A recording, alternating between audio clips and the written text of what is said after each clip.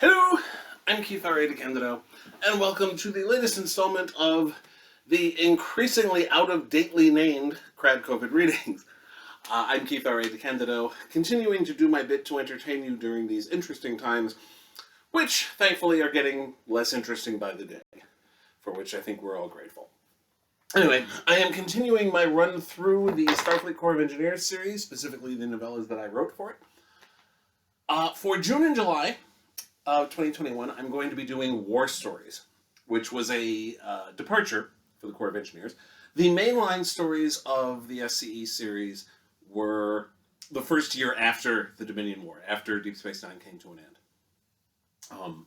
And the stories there at least partly dealt with the fallout from the Dominion War and how the Federation was getting back onto regular business after being stuck in a brutal war for 2 years. But I thought it would be interesting to flash back to what some of the characters were doing. Some of them weren't on the Da Vinci at the time. We established in various previous stories that Sonia Gomez was the chief engineer of the U.S.S. Sentinel and performed a particularly neat bit of engineering behind enemy lines. Dr. Elizabeth Lense was established as, when she first appeared on Deep Space Nine, where she was established as the valedictorian of Julian Bashir's medical class, she was established as serving on the U.S.S. Lexington. The Lexington was later established as getting into a battle at Tyra that was particularly brutal. We incorporated that into Lense's backstory in S.C.E., and it was a particularly brutal experience for her. And also that Bart Falwell, the ship's linguist, did cryptography work during the war. What I decided to do with War Stories was show those three characters what they were doing during the war. Those various missions, and also what the Da Vinci itself was doing, including some of the previous, the various predecessors, including Commander Salek, who was Gomez's predecessor as first officer on the Da Vinci, and various others. So, without further ado, here is the first draft of my Tales of the Dominion War anthology, in which I showed a little bit of what the Da Vinci and the various S.C.E. characters were doing during the war. So here is the first part of War Stories by Keith R.A. DeCandido. Andrassi vessel overseen by Byron, stardate 53675.1. Sub-Overseer Howie's voice awoke Overseer Byron out of a sound sleep. Attention, Overseer. Your presence is required on the flight deck. The client has arrived 1 hour, 15 minutes early for the engagement. Byron was instantly awake, his annoyance at the interruption leavened by the information contained in that interruption. He checked the timekeeping device in his quarters, which informed him that it was 1 hour and 10 minutes prior to the scheduled time of the engagement with the client. This meant that Howie had been awakened and informed of the early arrival first, then it was left to the sub-overseer to inform Byron. He climbed out of his hammock and dressed. Byron made a note to investigate who spoke to the sub-overseer rather than Byron himself.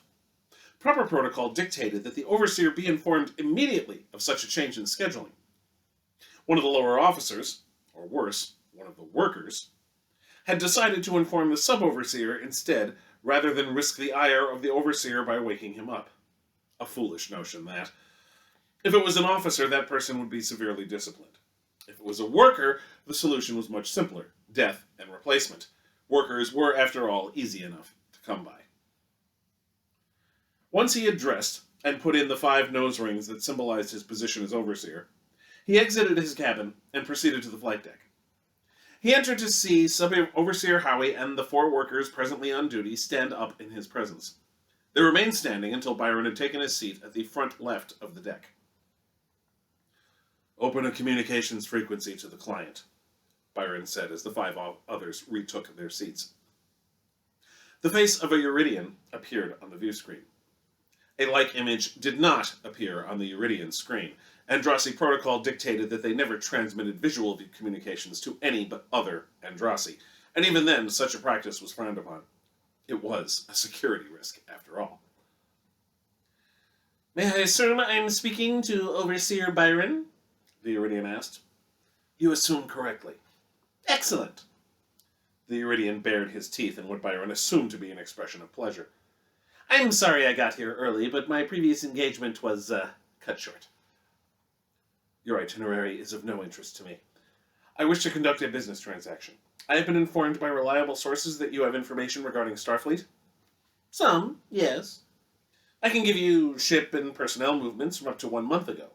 Given sufficient incentive, I can cut that down to a week or two. Ship and personnel movements are also of no interest to me. What I require are log entries. Again, the Iridian bared his teeth, but Byron noted a subtle difference in his facial structure this time. That will cost more. I expected as much. Provide me with a price. Byron noted 2 things. The first was that the Iridian's protracted pause was ostensibly to consider what price he would name, but Byron knew that he was simply delaying in a futile attempt to pretend that he had the upper hand in this negotiation. Byron knew that the Iridian already had a price in mind, but wished to make the acquisition of those logs seem more difficult than it truly was. Byron had expected this behavior and did not concern himself with it. The second thing he noted was that Howie looked uncomfortable. Byron had only just ended Howie's period of punishment. He had continued to perform his duties as sub-overseer, but at half pay, for his succumbing to Starfleet treachery on the abandoned Cardassian space station Empok Nor, so he was unlikely to raise an objection to anything Byron did at this juncture. And Byron could understand why Howie was befuddled by the nature of this particular client interaction. The Iridian finally spoke. I take it you've scanned my ship, Overseer. Byron looked over at Howie, who nodded. Yes, we have. Then you know what a mess it is. You're supposed to be the best tinkerers in the galaxy. If you can upgrade my clapped-out ship, give me a full overhaul, then I can get you whatever logs you want. Just official ones, though, not personal. Again, the bared teeth. Even I have my limits. Your terms are acceptable. Byron entered data into the console in front of him in preparation for transmitting it to the Iridian ship. I am transmitting the specific personnel whose log entries I wish to peruse. I wish to obtain entries dating back at least 2 years. The Iridian nodded. Fine. His fingers played over his own console. I am sending you the parts of the ship that I want upgraded. He looked down. Getting the data now. He frowned. I'll need 2 weeks at least to gather all this up. Next to Byron, Howie was perusing the Iridian's list. The sub-overseer muted the transmission, then spoke. We will require that time period to obtain the materials to perform the required upgrades. Byron nodded, and Howie deactivated the mute function. That is also acceptable. We will part ways and reconvene at these coordinates in 2 weeks' time. Excellent! It's a pleasure doing business with you, Overseer Byron. See you in 2 weeks. With that, the Iridian ended the transmission. Turning to Howie, Byron said, Begin procedures for acquiring everything on the Iridian's list. Use ship stores for as much of it as possible, even if it is already earmarked to be used on a future endeavor. Howie hesitated. Sir, Your objection is both anticipated and noted, Sub-Overseer. Under other circumstances, Byron would discipline Howie for even considering questioning his orders, but these were very peculiar orders. You have my assurance that all your concerns will be addressed before this endeavor is completed. Seeming relieved, Howie said, Of course, sir. Thank you, sir. The sub-overseer's unvoiced complaint was a valid one. After all, as a ship in the Andrassi fleet, their mission was to provide material requested by the ship's elite sponsor. Their sponsor had made no such requests recently, and certainly had done nothing that would lead Byron to contact this Iridian for Starfleet log entries. Should their sponsor request an audit, as was his right at any time, he would not be pleased by the expenditures that would be used for an unauthorized endeavor.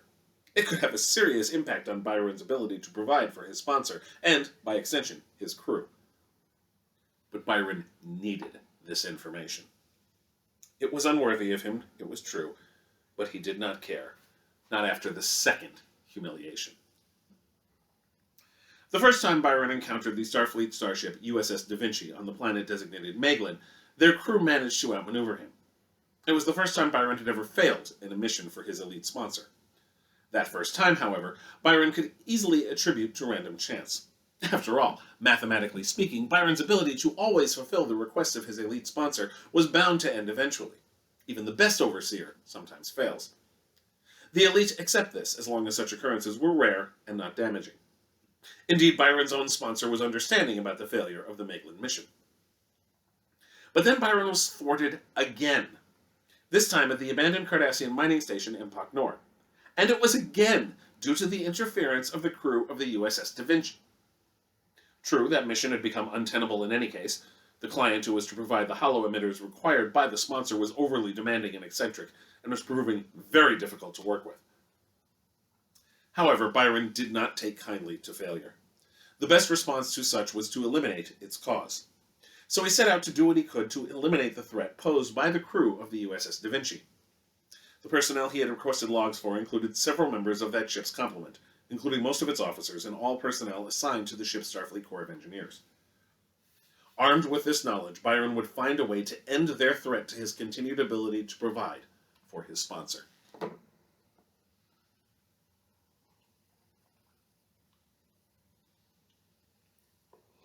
The 2 weeks passed. All the material needed to perform the necessary upgrades to the Iridian ship were obtained and stored in Dimension 7 until they needed them to retrieve them in order to perform the upgrades. Byron's ship arrived at the rendezvous coordinates at the designated time to find that the Iridian ship was once again early. The overseer found that he preferred clients who were early to those who were tardy, as far too many of his clients had been. Timely clients were easier to deal with. "Open a communications frequency to the Iridian," Byron said. The Iridian's face appeared on the screen. "I have obtained as many of the logs as I was able, dating back to the war against the Dominion. This includes not only logs from the Da Vinci, but also the U.S.S. Lexington, the U.S.S. Sentinel, and Starbase 92. Rarely was Byron surprised by something, but this Iridian had accomplished it. "That is far more thorough than I was expecting." "I was simply accommodating your request, Overseer. Several personnel on your list were serving in those other places during the time frame you gave me." Baring his teeth again, he added, "It is my hope that my adherence to the full letter of our agreement will be reciprocated." "It will be. Please transmit the data, and we can begin to perform the upgrades." "Sorry, but no. First of all, I'm not foolish enough to transmit data this sensitive on an open channel. It's all contained in a storage unit, which I will hand to you. Second of all, that handoff will not take place until all the upgrades are finished." Byron was about to object, but the Iridian, apparently anticipating this, continued speaking. "If you wish to inspect the storage unit to verify that it does contain the asked-for data, you may, but the unit stays with me until the upgrades are done." Byron seethed for a moment. He did not wish to wait to peruse the logs, but he could contrive no reason why the Iridian should accede to his desire to do so without Byron fulfilling his portion of the agreement. "Very well. We will engage our matter transfer device and materialize upon your ship in order to inspect the unit and effect the upgrades to your vessel within 10 minutes.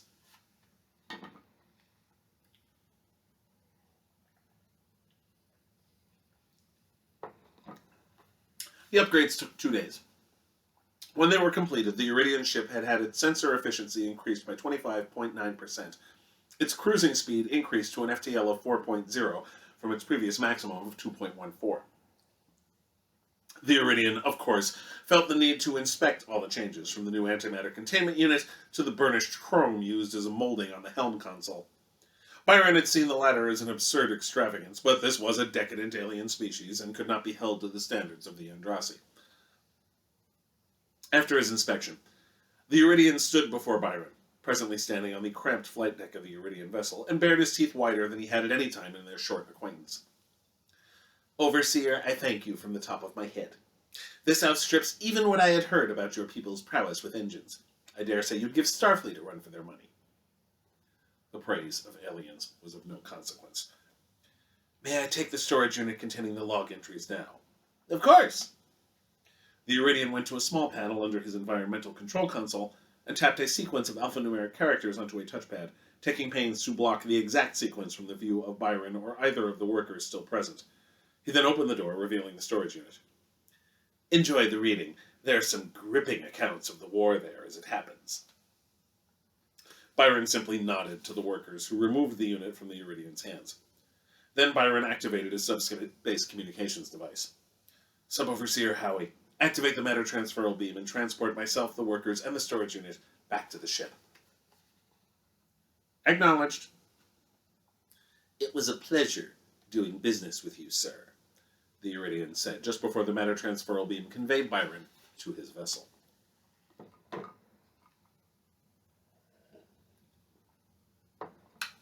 Seven minutes after the Iridian ship engaged its warp drive, Byron turned to Howie. Engage the dimensional blockers on all the equipment we installed upon the Iridian ship. Howie was inappropriately enthusiastic when he said, yes, sir. However, Byron was willing to forgive it. The sub-overseer added, dimensional blockers now read active. All equipment registers in Dimension 7. Byron nodded and rose from his chair. The others on the flight deck did the same. I will be in my quarters, he said, and departed. The Andrasi had retrieved all of their equipment, including the new acquisitions, which would be potentially useful in future endeavors, and therefore would not be deemed untoward in an audit. Said equipment included an antimatter containment unit, but did not include the antimatter itself. The Iridian and his ship would by now have been eliminated by the catastrophic collision of the Iridian's antimatter with the matter of the ship itself, no longer separated as they were by a containment unit. Thus there was no danger of reprisal from the Iridian. Now Byron had the information he needed. The only net loss was that of one irrelevant alien life, and time. The time spent obtaining the material and upgrading the Iridian ship, and the time that Byron would now spend reading over the log entries of the hated crew of the U.S.S. Da Vinci. The log entries were not up to date, but the Iridian had said that there would be a gap between what he could acquire and the present day. The most recent entries related to a medical crisis on Sherman's planet that the U.S.S. Da Vinci's chief medical officer, Dr. Elizabeth Lense, was able to solve with the aid of Fabian Stevens, a member of the ship's Starfleet Corps of Engineers team. Byron found the method Dr. Lense used to be of interest and added it to his ship's database. Once again, Byron found himself baffled by Starfleet's continued insistence on aiding others for no obvious benefit. In this particular instance, the crew of the U.S.S. Da Vinci, with the exception of 5 of its complement, were also in danger from the pandemic that infected the population of Sherman's planet. Even so, Byron doubted that the ship's crew's reaction would have been any different if none of them were in danger. He decided to read through the logs of the chief medical officer. Hers, he noticed, were the only ones on the U.S.S. Da Vinci since shortly after the cessation of hostilities between the Dominion and the alliance among the United Federation of Planets, the Klingon Empire, and the Romulan Star Empire. Prior to that, as the client had indicated, she served on a different vessel, the U.S.S. Lexington. Sitting in his quarters, Overseer Byron began to peruse the log entries of Dr. Elizabeth Lense.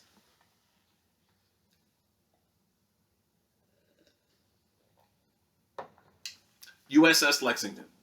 Stardate 51246.9. The first thing Elizabeth Lense did when she entered her quarters on the Lexington was check her personnel file. She hadn't been on board the Lexington in almost a month. Her quarters were just as she'd left them. Not that she cared. All that mattered was whether or not Commander Selden kept his promise. After keeping me in his damn dungeon imagining vast conspiracies to create genetically enhanced doctors in Starfleet. But no, there was nothing about the Starfleet investigation into whether or not Lieutenant Commander Elizabeth Lense, Chief Medical Officer of the U.S.S. Lexington, top of her class at Starfleet Medical, had violated the Federation law forbidding potential postnatal genetic enhancement. Of course she hadn't. The whole idea was patently ridiculous. And if the Federation wasn't presently embroiled in a war with an enemy ruled by shape-changers who had spent the last several years fomenting paranoia throughout the quadrant, it no doubt would have been investigated quietly and with a minimum of fuss. Instead, the revelation that the salutatorian of her class, Julian Bashir, had been illegally genetically enhanced by his parents when he was 6 led to some to think that Lense, having in essence beaten him, might also be so enhanced. So they locked her in a room on Starbase 314 and went over her life with a fine-tooth comb. End result, she was an absolutely brilliant and completely human physician who had been kept off active duty and probably costing lives with her absence, because some admiral somewhere thought it was a good idea. Part of Lense wanted to resign right there. Instead, she returned to the Lexington. There was, after all, a war on. The door chime rang. "Come in." Heather Anderson walked in. Lense had been hoping that Captain Eberling himself would come by. Son of a bitch owes me that much, at least. I always thought Starfleet captains defended their officers when they're falsely accused. Instead, he'd sent the first officer to do his dirty work. Lense had never liked Anderson much. She wasn't sure why. There was just something about the older woman that rubbed her wrong.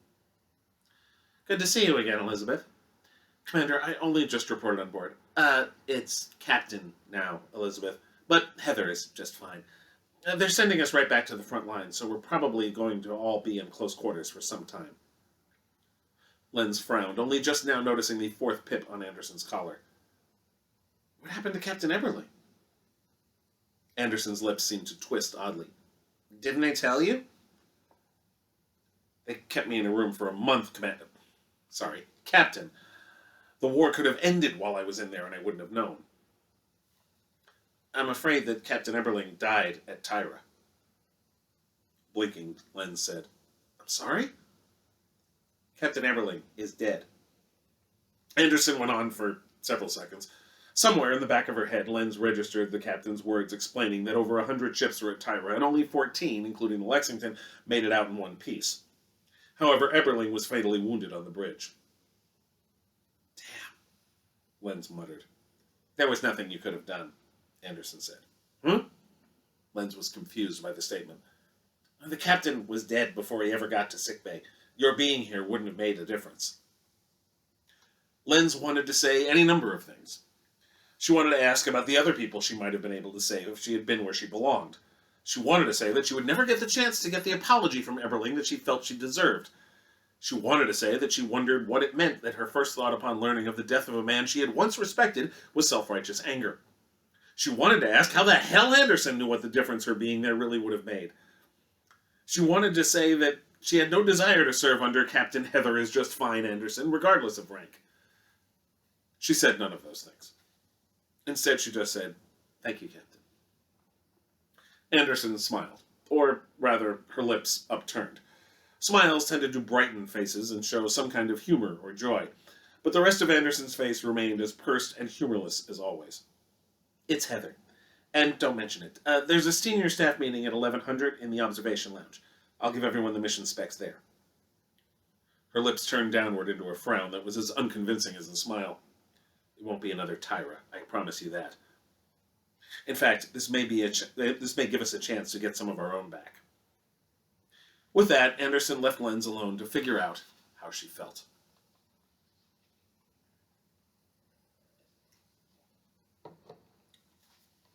The mission the Lexington went on wasn't another Tyra. It was worse. Dominion forces were threatening the border near the Setlik system. The site of a major battle during a previous war between the Federation and Cardassia, it was once again a flashpoint in this war in which those two nations were only supporting players. The Lexington was one of 6 Nebula-class vessels assigned to the sector, along with the Honshu, Sutherland, Tecumseh, Monitor, and Aldebaran. In addition, they had support from 10 Norway-class ships.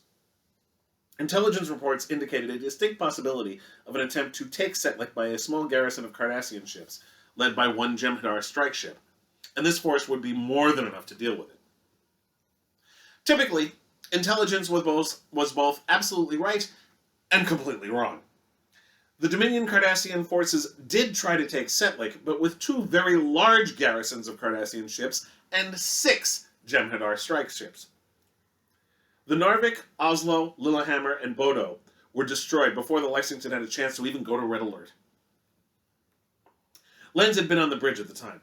She was discussing the possibility of setting up one of the shuttle bays to handle triage in case things got bad. Said discussion was taking place with the new first officer, Commander Fiona Galloway, since Heather was busy with other concerns. This suited Lense just fine. Then the tactical officer, some Bolian ensign who didn't look old enough to have a ridge, announced the arrival of over a dozen warp signatures, and then the 4 of their support ships were gone in plumes of flame and a Jem'Hadar ship was firing on the Lexington. Galloway bellowed, "Damage report!" Man Phi Wen, the second officer, said from the off station, "Multiple hits to deck 9, 10, 11, and 12. Lense tensed. Sickbay was on Deck 9. Wine continued. Hull breach on Deck 12. Plasma fires erupting on all 4 decks. So much for getting our own back, Heather, Lense thought angrily and said, I've got to get to sickbay. Nobody spared her a glance as she headed to the turbolift. Target the Jem'Hadar ship and fire all phasers. That was Anderson's voice. Load torpedo bays. Sensors indicate that the Cumbra, the Tronso, and the Trondheim are trying to cut a wedge in the Cardassian ships. The Honshu, Bergen, Sutherland, and Stavanger are chasing ships going after Setlik 4. Course 189 Mark II, then hit them with... Whatever it was Anderson wanted to hit them with was lost to the turbolift doors closing. Sickbay, Lense said. Plasma fires. I'll need to get the burn units up and working. She tapped her comm badge. Lense to Kumagai. Silence greeted her request. Damn newbies. The Lexington's medical staff had been almost doubled, from 11 to 19 in the month she was away. Lense's staff now included 2 more doctors, twice as many nurses, and an additional med tech. Kumagai was one of those 2 doctors, an ensign fresh out of Starfleet Medical with a specialty in treating burn wounds, hence his assignment to a ship on the front lines. Lense to Kumagai, she repeated. Again, silence. She tried her assistant, who had filled in as CMO while she was away. Lense to Cox. Juliana, you there? More silence. Lense to Kavanaugh. Lense to Griscom. She sighed. With all those people, one of them should have replied. Lense to sickbay. Someone report. The turbolift doors opened under Deck 9. Uniformed personnel ran back and forth, some carrying what looked like to Lense's untrained eye like equipment to be used in repairs. People shouted at each other, both across the hall and over the intercoms and comm badges. As she walked closer to sickbay, she started to notice the burning smell. It had the distinct metallic odor of a plasma fire, but it was more of a lingering smell than an active one. Good, she thought. That means the fire suppression systems are working. The computer could starve a fire with force fields, and it usually had a quick enough response time that the damage was often minimal. The moment the doors to sickbay started to part, she spoke. Why the hell isn't any... Whatever she planned to say next caught in her throat. Sickbay was full of bodies. To be continued next week. Thank you very much for watching. We'll pick up with more of Lense's adventures with part 2 next week. Meantime, feel free to check me out online. You can find me on the web at DeCandido.net. My blog is at DeCandido.wordpress.com. And my Patreon is at patreon.com/KRAD. I also have a new endeavor on Kickstarter that you should try to support. It's called the 4 Somethings of the Apocalypse. It is a new small press that my wife, Ren Sims, and I have started called Whisperwood, and our first project is various alternate takes on the apocalyptic quartet of yore. So instead of the 4 horsemen of the apocalypse, we have the 4 cats of the apocalypse, the 4 lawyers of the apocalypse, the 4 rock stars of the apocalypse, the 4 emojis of the apocalypse, the 4 lunch ladies of the apocalypse, the 4 PTA moms of the apocalypse, and so on. Lots of really cool authors contributing, including New York Times bestselling authors Peter David, David Mack, Jonathan Mayberry, Jody Lynn Nye, also Star Trek's David Gerald, the writer of The Trouble with Tribbles, among other things, and lots of other cool authors, including a bunch of other Star Trek authors, Michael Jan Friedman, Robert Greenberger, Aaron Rosenberg, Derek Tyler Attico, and a whole bunch more. So please check that out. If you go to DeCandido.net, there's a link right there. Assuming you are watching this video before June 20th or thereabouts, at which point the Kickstarter will be done, hopefully funded by then. And thank you very much for watching, and please stay safe, and I'll see you next week. Bye.